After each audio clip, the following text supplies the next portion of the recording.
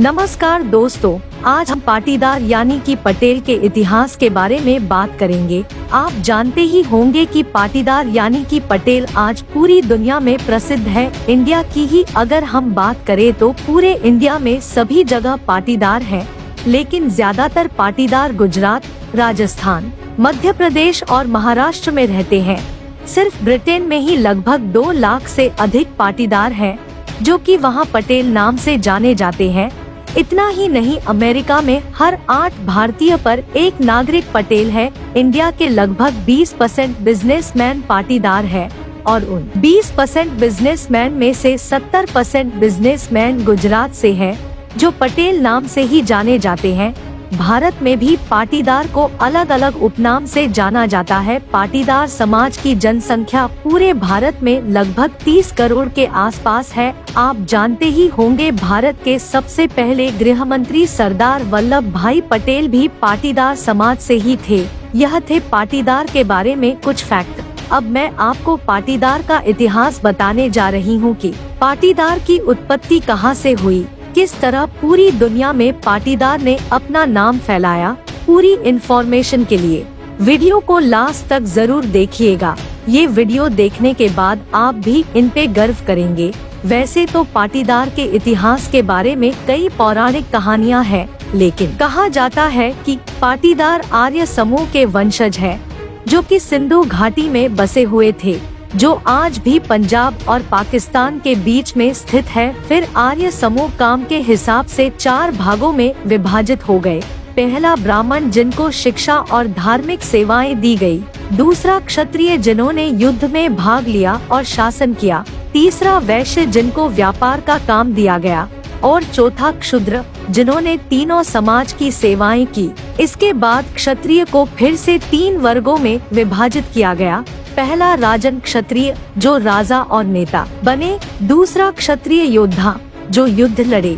तीसरा कुर्मी क्षत्रिय, जिन्होंने युद्ध काल में खेती और युद्ध के समय सेना की मदद की, जो बाद में सिर्फ कुर्मी के नाम से जाने लगे। फिर कुर्मी समाज भोजन के लिए खेती करने लगे और गायों को पालने लगे। आज जो भी पाटीदार है, वह सभी पाटीदार उन्हीं कुर्मी के वंशज हैं। आगे चलकर ईरान, इराक जैसे विदेशी देशों ने पंजाब क्षेत्र में बसे लोगों पर हमला करना शुरू कर दिया और घरों, खेतों और मंदिरों को लूटना शुरू कर दिया।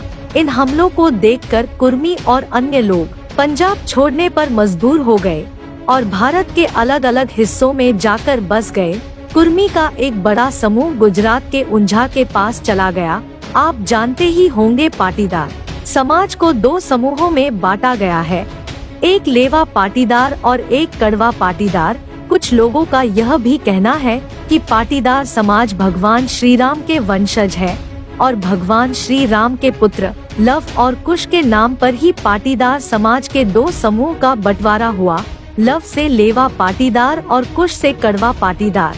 18वीं शताब्दी खत्म होते होते कड़वा पाटीदार के पूर्वजों ने जाना कि शिक्षा से ही समाज की उन्नति हो सकती है, तो उन्होंने फंडिंग स्टार्ट की। उस पैसे को वो समाज में शिक्षा के लिए लगाने लगे, जिसने एजुकेशन को रिवॉल्यूशन में मोड़ दिया, जिसने आने वाली पीढ़ी को कई उद्योगपति, व्यापारी, डॉक्टर, इंजीनियर, लेखक, वैज्ञानिक, प्रोफेसर, सैनिक और कई राजनीतिक बनाने में मदद की। आज की पाटीदार पीढ़ी 130 साल पहले स्टार्ट की गई एजुकेशन रिवॉल्यूशन का ही रिजल्ट है।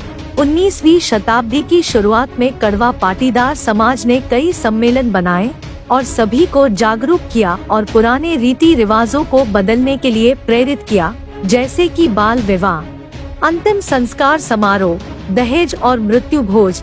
इस तरह की सोच ने काफी पाटीदारों को प्रेरित किया। आज हमारा इतिहास बहुत समृद्ध है और प्रेरणादायक है। हमारे पूर्वजों ने हमें वर्तमान स्थिति में लाने के लिए कई स्ट्रगल किए हैं। पाटीदारों के इतिहास में ऐसा कुछ भी नहीं है जिन पर हमें शर्मिंदा होना पड़े। So it is proud to be a Patidar. जय सरदार, जय पाटीदार, जय हिंद, जय भारत। तो दोस्तों, अगर आप पाटीदार हो और आपको पाटीदार का इतिहास अच्छा लगा हो, तो प्लीज उसे दोस्तों में शेयर करिएगा। हमारे पेज को फॉलो करिएगा ताकि आने वाले वीडियोस की अपडेट आपको मिलती रहे। धन्यवाद।